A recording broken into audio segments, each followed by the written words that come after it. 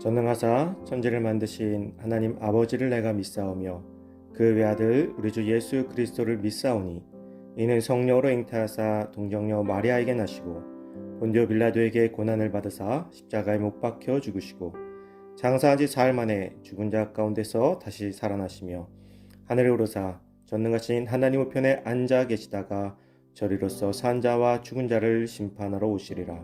성령을 믿사오며 거룩한 공예와 성도가 서로 교통하는 것과 죄를 사하여 주시는 것과 몸이 다시 사는 것과 영원히 사는 것을 믿사옵나이다. 아멘.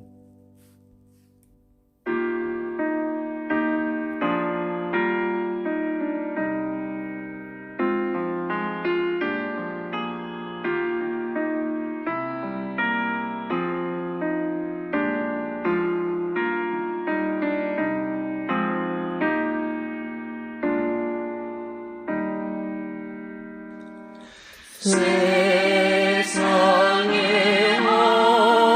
헛된 신을 버리고 하나님 이를 높여드리세. 온 천하 백성 모두 나와서 다 같이 하나님만 섬기세. 세상의 헛된 우상 버리고 인간의 모든 불의영화와 거짓과 불의 모두 버리고 온전히 하나님만 섬기세.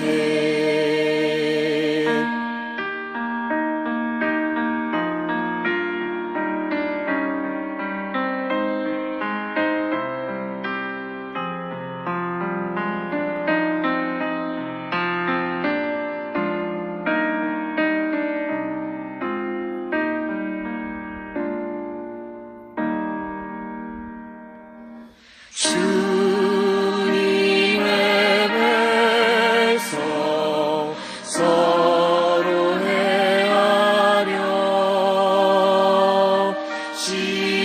시기와 미움 아주 버리고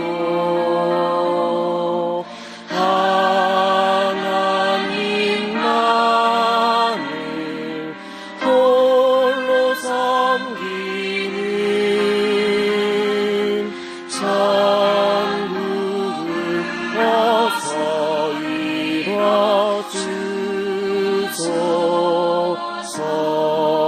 이뤄주소서. 아멘.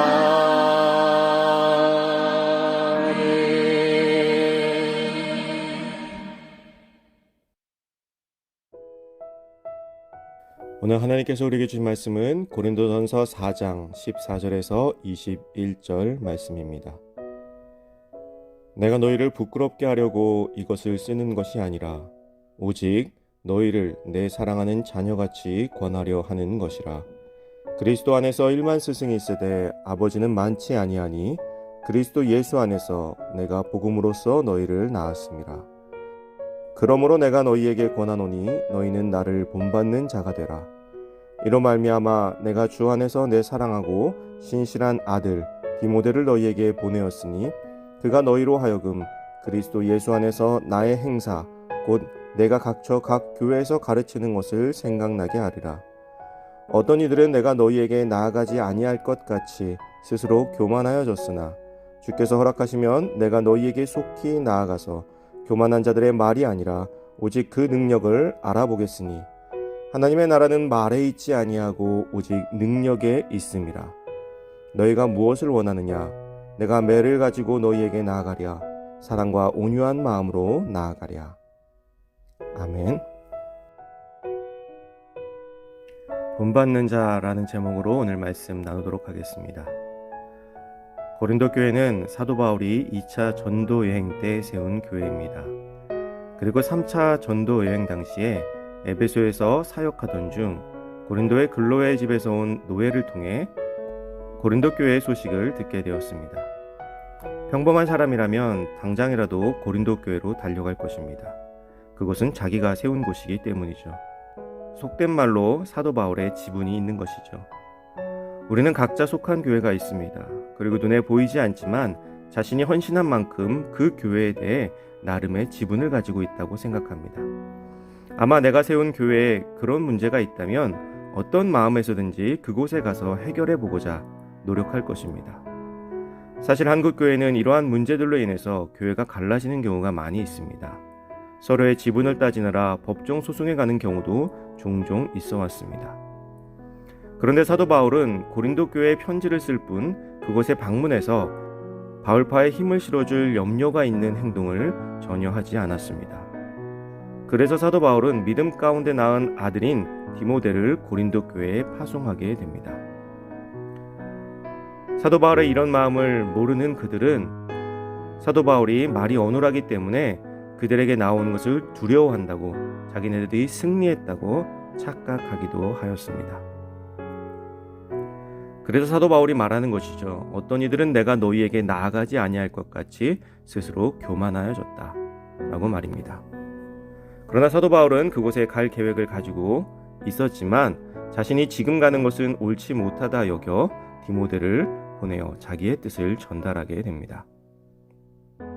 바울은 권면하기에 앞서 자신과 고린도 교회의 관계를 설명합니다. 바울은 고린도 교인들이 복음 가운데 낳은 자신의 자녀라고 말하죠.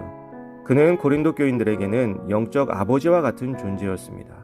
비록 사도 바울이 떠나고 아볼로가 고린도에 와서 말씀으로 양육하기는 했지만 그들에게 최초로 복음을 전한 바울의 영향력은 상당했습니다. 그런데 사도 바울은 자신을 스승이 아닌 아버지라고 이야기합니다. 여기서 스승이란 단어의 원어는 집주인의 자녀들을 양육하며 학문과 언행을 지도하던 집안의 노예를 가리킵니다. 그러나 아무리 스승이 많아도 참 아버지를 대신할 수는 없죠. 즉 사도 바울의 권면은 스승으로서의 가르침이 아닌 아버지의 마음으로 보내는 사랑의 권면이었던 것입니다. 그럼 그의 권면은 무엇이었을까요? 바로 나를 본받는 자가 되라는 것입니다. 그리고 궁극적으로는 바울 속에서 역사하시는 그리스도를 본받으라는 것이죠. 그리스도를 본받는 것은 무엇일까요? 우리 예수님에게 가장 많았던 것이 무엇입니까? 바로 사랑입니다. 그리스도를 본받는 것은 사랑을 하는 것이죠.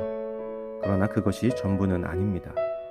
반대로 예수님에게 없었던 것은 무엇입니까? 바로 교만입니다. 예수님은 절대 교만으로 말씀하지 않으셨습니다. 그러면 왜 교만에 대해서 사도 바울은 계속 이야기를 하고 있는 것일까요? 고린도 교인들은 헬라 철학으로 교육을 받은 존재들입니다. 더군다나 사변적 철학에 익숙해서 말재주가 뛰어났습니다. 또한 고린도에는 아폴로 신전이 있을 만큼 신에 대해서도 관심이 많았습니다. 그에 반해 사도들은 전문적인 교육을 받은 존재들이 아니었습니다. 그래서 고린도 교회 교인들은 신앙은 받아들였지만 교만한 성향을 가지고 있었습니다. 죄인이 심령의 변화를 받아 회개하고 그리스도를 영접하고 하나님 나라를 세워가는 역사는 단순히 인간의 말재간이나 지식에서 나오는 것이 아닙니다. 그것은 오직 하나님의 능력으로만 가능합니다. 그래서 사도 바울은 교만한 언행을 조심하라고 하는 것입니다. 우리는 교만해지기 참 쉬운 존재들이죠. 요즘 계속해서 교만에 대해서 말씀을 나누고 있지만 저도 참으로 교만해지기 쉬운 존재인 것 같습니다. 조금만 잘한다, 조금만 칭찬을 들으면 한없이 코가 높아지곤 합니다. 이러한 유혹에서 이겨내는 것은 결코 쉽지가 않습니다. 그래서 사도 바울은 끊임없이 자기를 본받으라고 이야기하면서 겸손할 것을, 교만하지 않을 것을 이야기하고 있는 것입니다. 사도 바울은 결론적으로 징계가 아닌 사랑과 온유한 마음으로 고린도 교회를 방문하고 싶다는 의사를 보냈습니다. 즉, 내가 거기에 가서 내 편들과 함께 너희들과 싸우겠다라는 이야기가 아니라 겸손한 마음으로 분파 없이 섬기며 나아가겠다라는 것을 전하는 것이죠. 그것이 예수 그리스도를 본받는 사도 바울의 방식인 것입니다. 사랑하는 성도 여러분, 오늘 우리가 살아가는 삶의 방식은 어떠합니까? 주위 사랑하는 사람들이 본받을 만한 방식입니까? 아니면 고린도 교인들과 같이 스스로 스승의 자리에 오르며 교만으로 상대하고 있지는 않습니까? 우리가 교만하게 누군가를 가르치려고 들 때 그들은 결코 주님 앞에 나오지 않을 것입니다. 그러나 겸손한 마음으로 그들을 섬기며 나아갈 때 그들은 알게 모르게 예수님의 사랑에, 예수님의 겸손에 젖어들어 언젠가는 주님 앞으로 나오게 될 것입니다. 오늘 하루 바울을 닮은 모습으로, 그리고 우리 주 예수 그리스도를 닮은 모습으로 겸손하게 나아가는 하루가 되시기를 주님의 이름으로 축복합니다.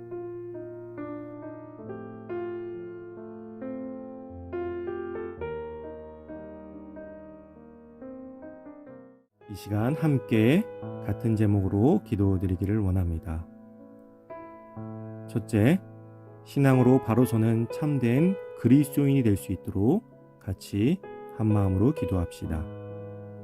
둘째, 코로나19의 종교를 위해서 기도합시다. 의료진, 정부 관계자들의 정신건강과 육체적인 체력을 위해서, 또 환자들과 가족들을 위해서, 또 온 세계를 위해서, 또한 이 코로나19 사태로 많은 어려움을 겪고 있는 우리 주변의 이웃들을 위해서 기도해 주시기 바랍니다. 또 세 번째로 교회를 위해 여러분들의 기도 제목을 놓고 기도해 주시기 바랍니다. 기도하겠습니다.